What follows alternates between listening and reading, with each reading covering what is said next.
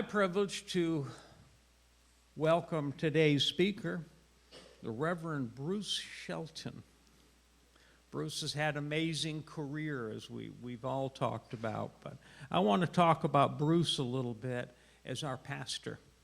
As we know, the old term pastor comes from the leadership of a church, and Bruce has certainly been the leader of our church for many, many years, being up here as a minister, being there with his music, being outside, painting, raking, doing whatever needs to be done because he loves this church with all of his heart, and it shows in so many different ways.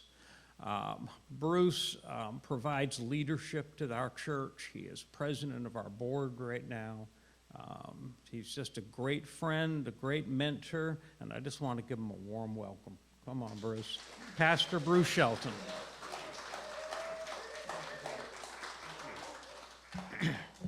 Good morning, everybody. Okay, well, I like to always start my talk by asking you for your help with this talk, and so I'd ask us, let's all just be quiet for a few moments, and let's ask God to just speak through me, use me as his minister today to say with the words exactly what you need to hear. So if we can just all tune in just for a few moments.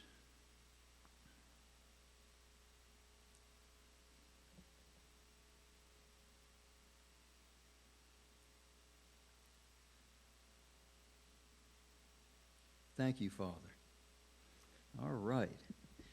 So thanks for that song. Just a perfect song for this talk today. This talk is really all about love. Love is all you need.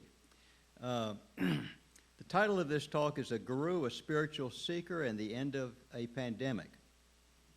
The guru is a guy named Neem Karoli Baba.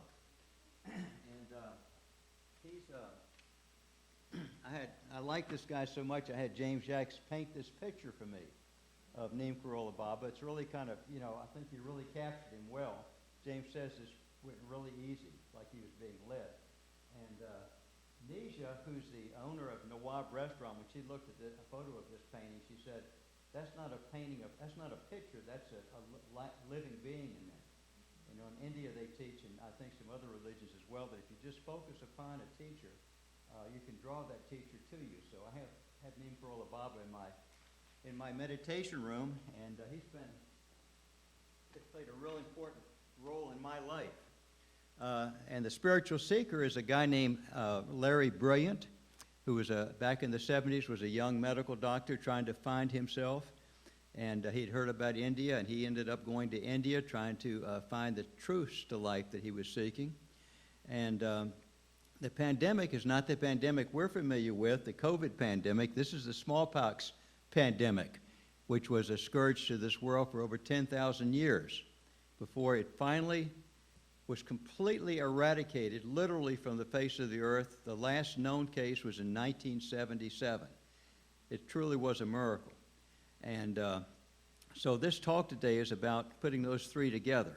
And it was inspired by a book by Larry Brilliant that he wrote that I read several years ago, and in which he talked about his trip to India.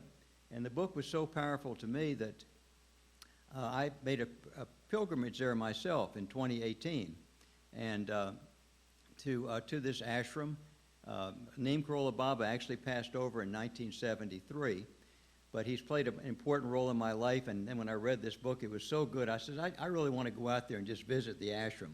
And I can tell you I was not disappointed. Excuse me. Let me take a little water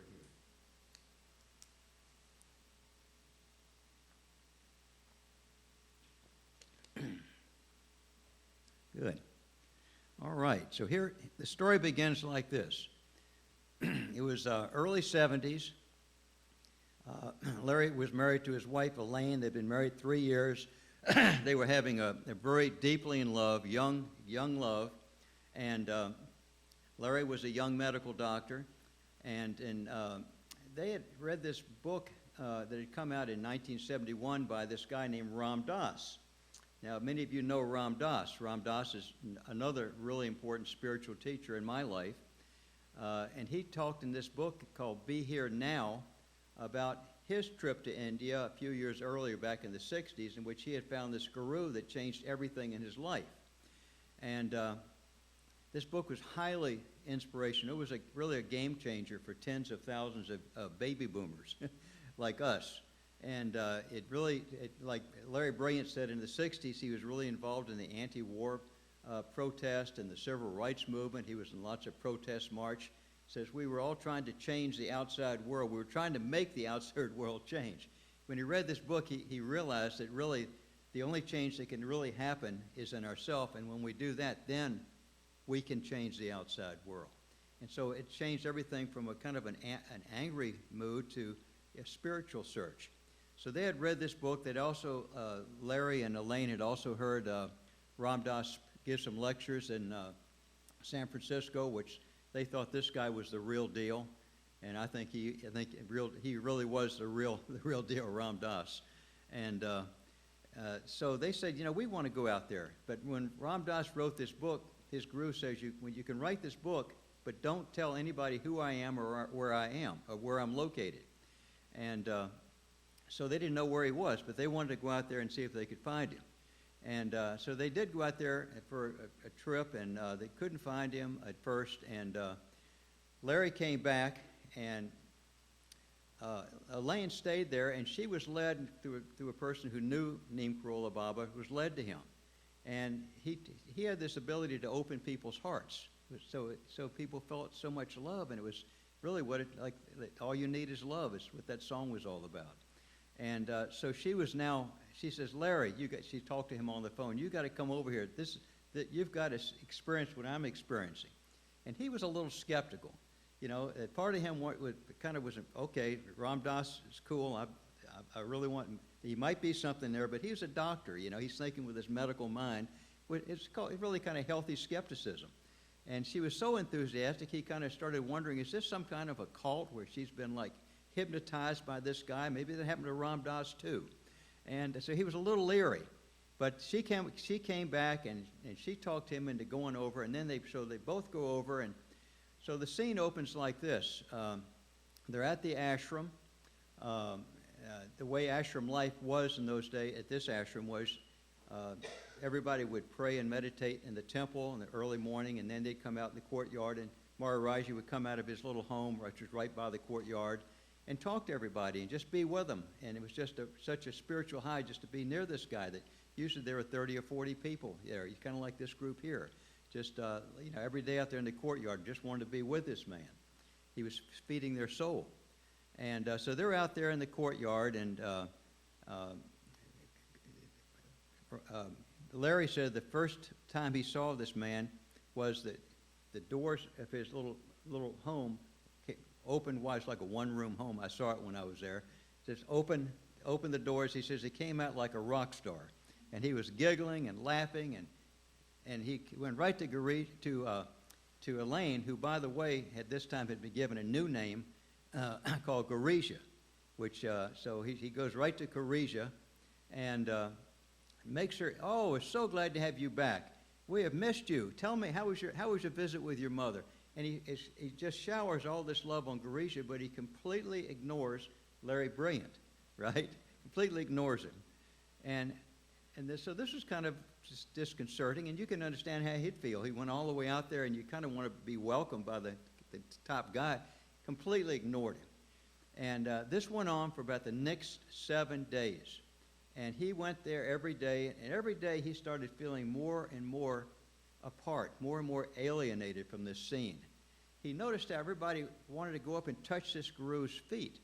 And he thought, this is too weird, man. He says, if I got to touch this guy's feet to be accepted, I'm just not going to be accepted. I'm not going to join. And he started thinking maybe this was some type of a cult. And he realized Garisha was so much into this man that he was actually worried about her. And so every day he got a little bit more drawn apart from the group. He also noticed that they were worshiping these gods, the Hindu gods. There was this monkey god Ganesh and the monkey god Hanuman, and the elephant god Ganesh.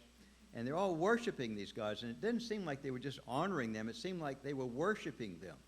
And he says, I'm a Jew, you know. First commandment means a lot to me. You know, thou shalt have no other gods before thee. He said, this is getting to be too much for me. So on day 7, he didn't actually, in the book, didn't say the day, but he said the end of the week. So about around day 7, he tells Garish, he says, and she knew he was unhappy. She says, I don't know if I can keep coming. He says, I need to just take a day off, stay here in Nainital. Nainital was a little town that I stayed at when I was there. Everybody stays there. It's 7 miles from the ashram. And he says, I'm going to stay here in Nainital for a day and just see if I can get some guidance as to what direction to take, you know.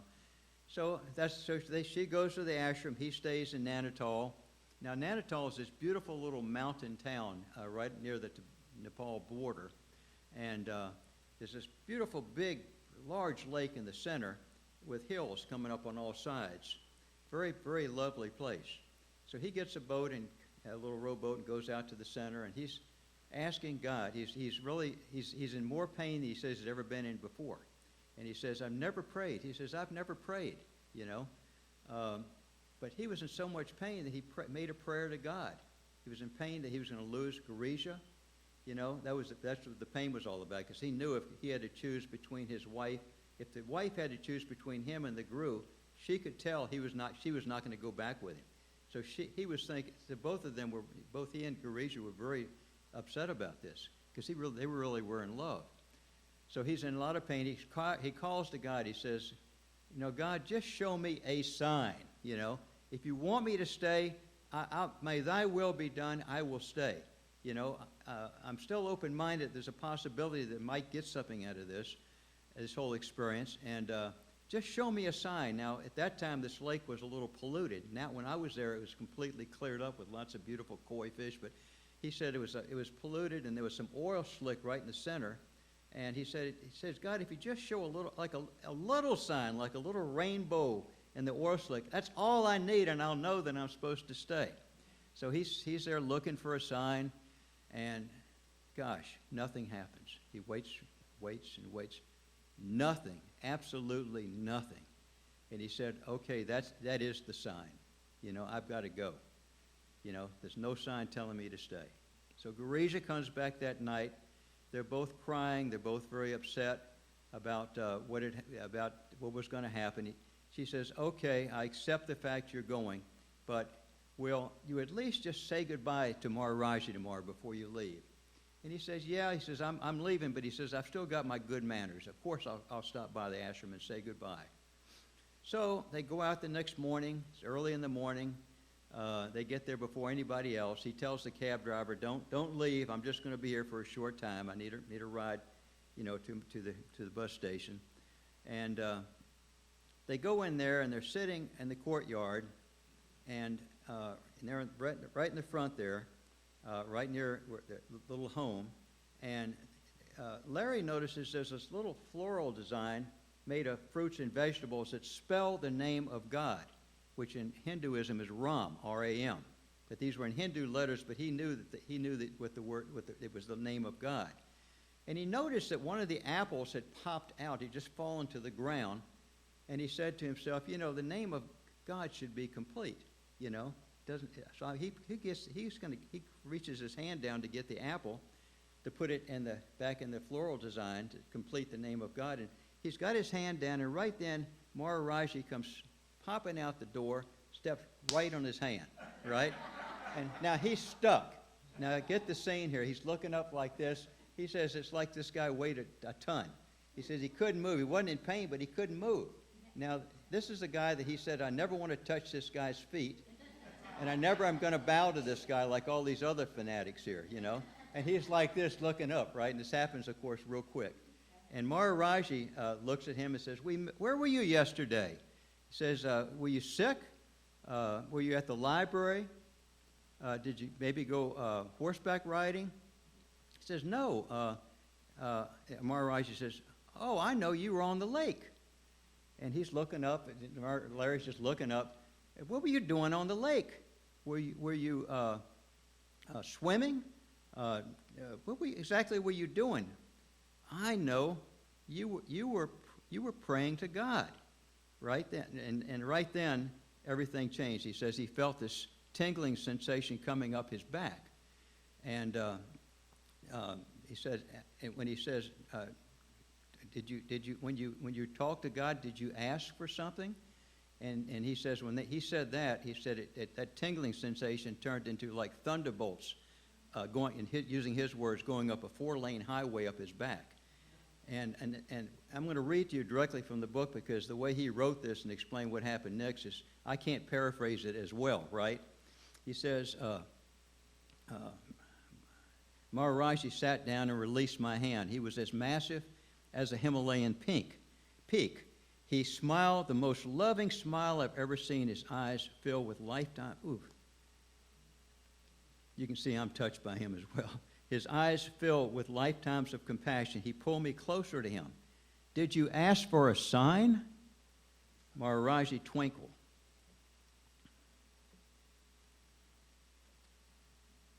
He reached over to my face with his fingers and talked and twisted at my beard, caressing my tear-drenched face.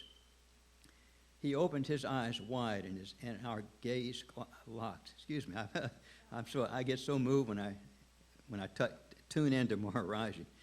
Light seemed to pour out of him into me, and I felt like I was being filled with love upon love. It became too much, my container too small to hold everything he was beaming my way. When he saw that I was full, he broke the contact like nothing had happened, giggled, and tugged harder on my beard. What little was left of my skepticism vanished. I felt totally at peace. He knew. He knew. I do not know how, but he knew. I felt love like never before, completely under, naked and yet unashamed. I felt accepted. Tears streamed down my face. I was home. And he says, I felt love for everyone, including myself. And so that was it. That was the experience. It was very similar to the same experience that Ram Dass had. That I actually gave a talk about Ram Dass's experience with Maharaji a couple of years ago, which is still on YouTube if you want to check it out. But it's like everybody in that courtyard, all these people, had all been through this himself. This is the way this guru is. He can touch your heart right now if you ask for it. And so he said now as the next few days passed by, he's processing what had happened. He says what had happened was the veil of Maya had been removed. He removed the veil of illusion, which makes us feel separate from one another and from God. And when that was gone, so he had a connection directly with God. And that's what love is all about. And it was life-changing for him. He says he's never been the same since. He says because of that, he has spent the rest of his life helping people, right? Serving people. And but the best part of this story is yet to come. He's a member of the group now. They're going there every day and for a couple of weeks. And one day Maharaji calls he and Girija in, and he says, he gives him Maharaji, by the way, called him Dr. America. You're Dr. America. He said, Dr. America, I want to tell you that smallpox is going to be eradicated in India. At that time, it was going crazy in India. Hundreds of thousands of people dying every year from it. But he says, smallpox is going to be eradicated, and this is 1972 in India, and you are going to be one of the healthcare workers that's going to be a part of the eradication of this terrible disease. And he says, this is quoting from the book, this is God's gift to humanity because of the dedicated healthcare workers. God will help lift this burden of this terrible disease from humanity. And so the talk ends, he and Girija leave, and Maharaji doesn't bring it up again for a few weeks. And so he's thinking, Larry's thinking, this can't happen. He says, I have no experience in public health. He says, I've never even seen a smallpox case. He says, in medical school, we might have spent a day, reading a couple of reading about it. But he says, smallpox had been eradicated in America by that time, 1972, so we didn't really need to know about it. So he says, there's no way I can be a leader in this. And but then a couple of weeks later, Maharaji calls him in and says, I want you and Girija to go to New Delhi immediately, go right to the World Health Organization, tell them you're a doctor, you want to help eradicate smallpox in India, and your guru has sent you, and the guru has said that smallpox is going to be ended in India. So he, being a good disciple, he did exactly what the guru says. Now, going to New Delhi is a hard journey. It's 14 hours by rickshaw and buses. And he goes up, knocks on the door, and he says, I was dressed in my ashram clothing and beard coming down to my tummy. And they took one look at him and says, we don't have a job here for you. He says, they said, for one thing, we don't even have a program in India right now for the eradication. In order for that to really happen, to have it be completely ended, as it had already ended in so many other countries in the world, is for the government to become involved and provide funding and manpower. So we don't have that, so go back, go home. Well, this repeated itself, he said, during the next month, 10 to 15 times. Maharaj would say, go right now. And every time he'd go, they'd kind of shut the door in his face. But they were nice about it, And but at the end of all this, they said, okay, finally the government of India says this is Indira Gandhi was Prime Minister at that time, and the reason she had been so reluctant to commit the government of India to a full-scale project to eradicate smallpox was because there were other diseases actually killing more people, and she had to put her in, especially childhood deaths and so forth. So she had to put her in. But finally, the United Nations and all the countries put so much pressure on India, because unless you end it worldwide, if only 10% of the countries in the world still have smallpox, that 10% will go all over the world and it spread it again. So it was a worldwide effort led by the United Nations, and so she finally committed, and they hired him. Now, smallpox, needless to say, is a terrible disease. I'm sure all of us have seen pictures of smallpox victims. They have blisters all over their body, and Larry said that, Dr. America said that these blisters go on your all the organs of the body. 1 out of 3 people die from it.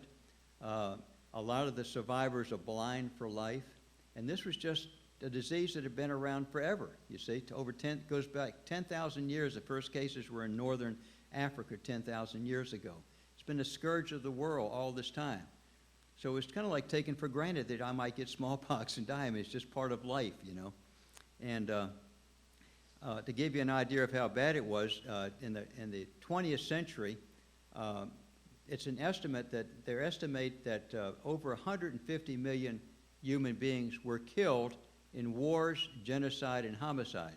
In other words, we as human beings killed during the 20th century more than 150 million other human beings, which is an unbelievable figure, And smallpox, however, by comparison, in the 20th century, right, killed 500 million as opposed to 150 million. Just in the 20th century alone. Now, it was eradicated in 1977, so it wasn't even a full 100 years. But they've documented that it killed about, that's the way it had been for quite some time. Over 500 million people died in the 20th century from smallpox worldwide.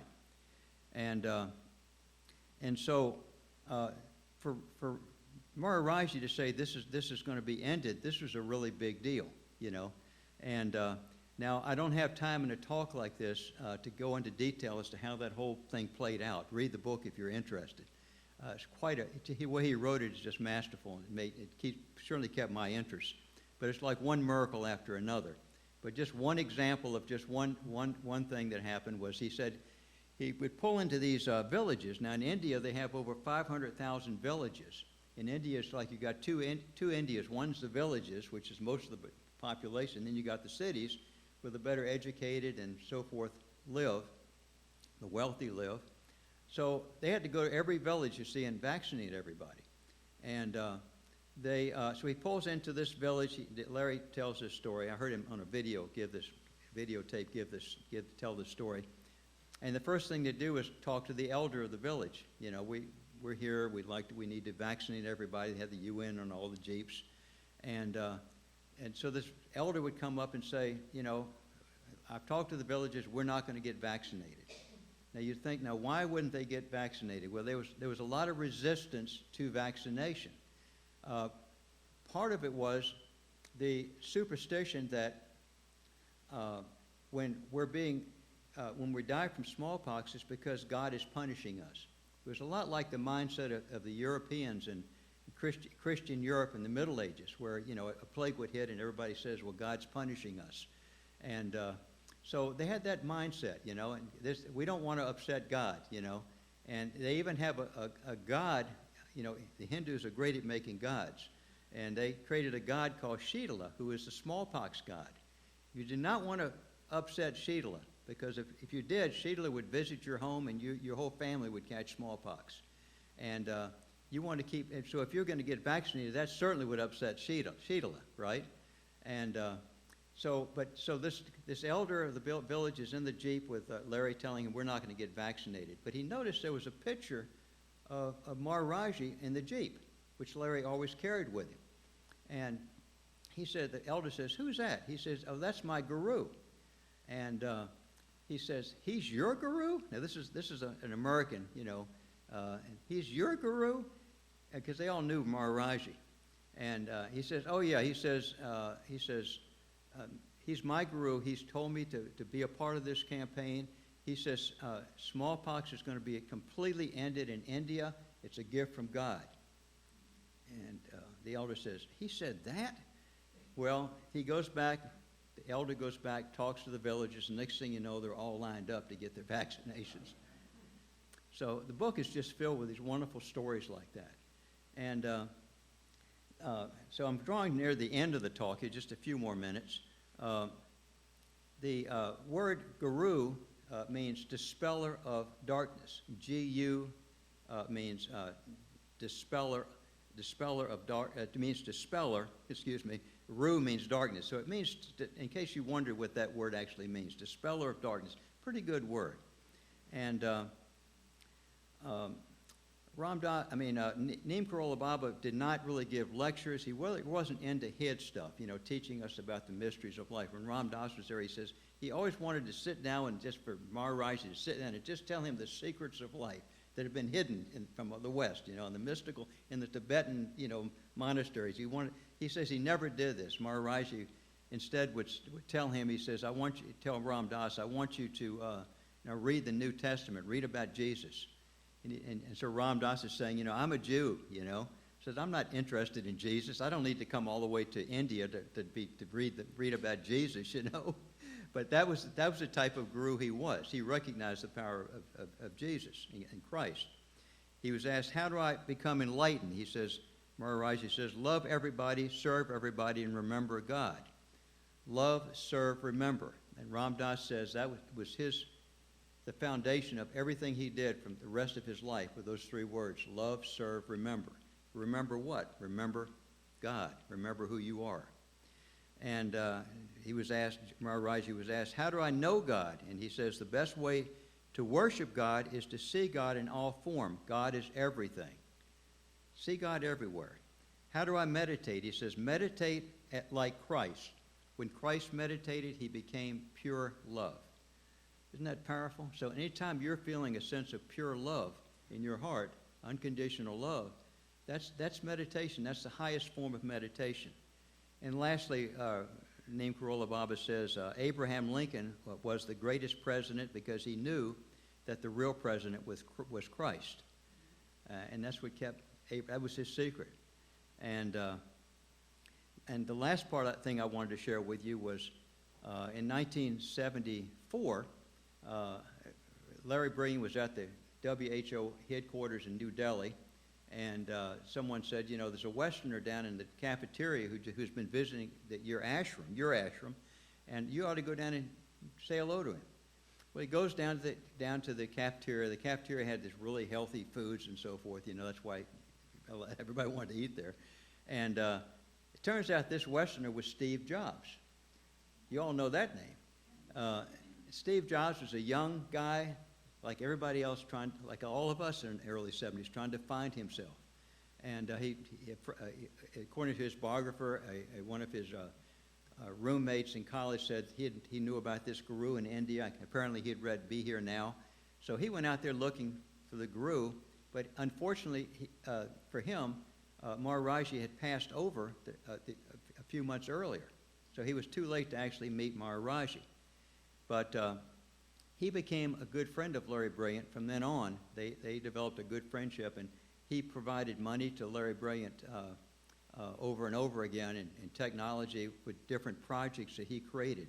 One of the biggest projects he created was a project called the SIVA Foundation, which has eradicated now millions and millions of people, eradicated blindness, from the lives of millions of people by removing cataracts. And the SIVA Foundation is still active and still really powerful, doing a lot of really good work. So in 2008, another guy, you all will know this name as well, Mark Zuckerberg, he was having a hard time with the early creation of Facebook, and he was struggling. Facebook was struggling, and so what does he do? He goes to his buddy Steve Jobs and asks for advice. And what should I do? Well, what he told him, he says, you need to go to that ashram out there and meet this and learn about this guru. He says, it really changed my life. And he did. So in 2008, he went out there, but without any fanfare. Nobody, at that time, Facebook it was still struggling, and nobody really knew that much about it. And so he goes in just as a Westerner. Nobody knew who he was. But it must have had a really profound effect upon him, because in 2015, I read about this in an article in the Washington Post, by the way, so it's a reliable source. In 2015, he went back, and this time he went back with fanfare. He told everybody he was going there, and this time they all knew him. So Facebook is all over the world. It was really big in India. So he said the India media was there in full force, taking pictures of him visiting this ashram. So my point here is that we all need spiritual teachers. This is the most important thing I want to say today. We all need spiritual teachers. I would be so lost without the spiritual teachers I've had in my life. All we have to do to have the right spiritual teachers is to open ourselves up and ask God, ask the universe, please guide me to the right teachers, you see? And guess what happens? You've now opened the door, teachers come, and they've made all the difference in my life. Neem Karoli Baba has been huge in terms of helping me find myself, and Ram Dass as well. So with that said, thank you very much. I love all of you. Thank you.